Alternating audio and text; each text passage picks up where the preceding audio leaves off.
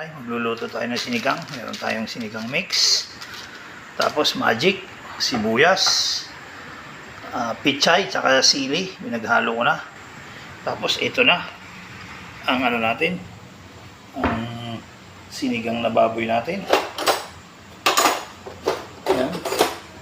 Sinigang na baboy.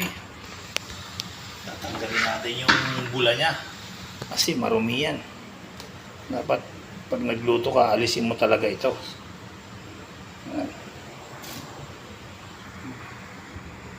Ayan, lakay. Lagyan na natin yung sibuyas. Ayan. Tapos pakuluan natin matagal para masarap yung baboy. Ayan. Tapos tsaka na natin mamaya durugin yung kamatis. Takpan muna natin mga ilang segundo. Malipas ng ilang minuto, buksan natin. Ayan, kumukulo na. Sige, maya-maya ng konti para durug na durug yung kamatis. Yung kamatis. Kaso, walang videographer, kaya mamaya na natin papakita. Basta durugin muna natin. Ayan. Ayan lang eh. Dinudurog na natin yung kamatis. Para magkulay.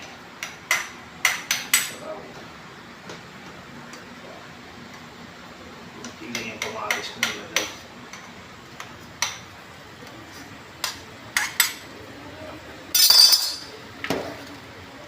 Mamaya, durugin naman natin yung kamote. Ayan, lakay. Nag-iba na yung kulay. O, yan na lakay. Nag-iba na yung kulay niya.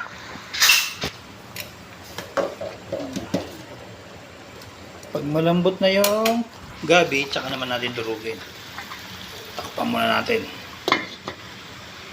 Nadurog ko na yung gabi.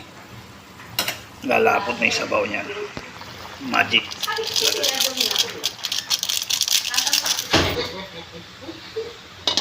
Bakit Sabaw. Ngayon, lalagay naman natin yung pang-asim. Ayan.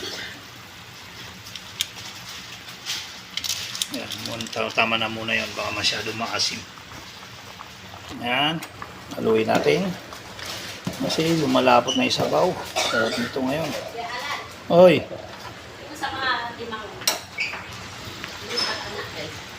Oh. Tikman muna natin.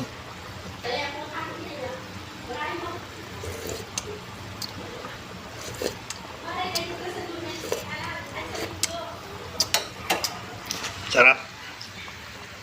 O, yan lakay. Nilagay ko na yung pichay niya. Kaso hindi ko malasan dahil nag-candy ako.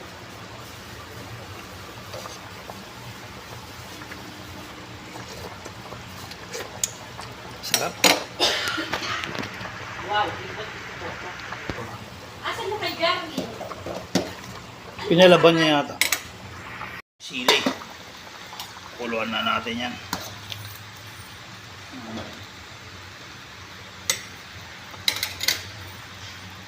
Lagay ko na.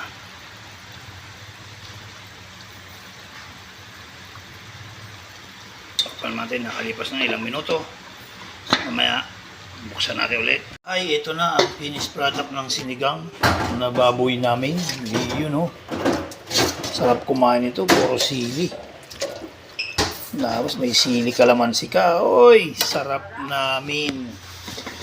O yan lang ay ang finished product ng sinigang na baboy. Takpan natin at mamaya-maya kain na tayo.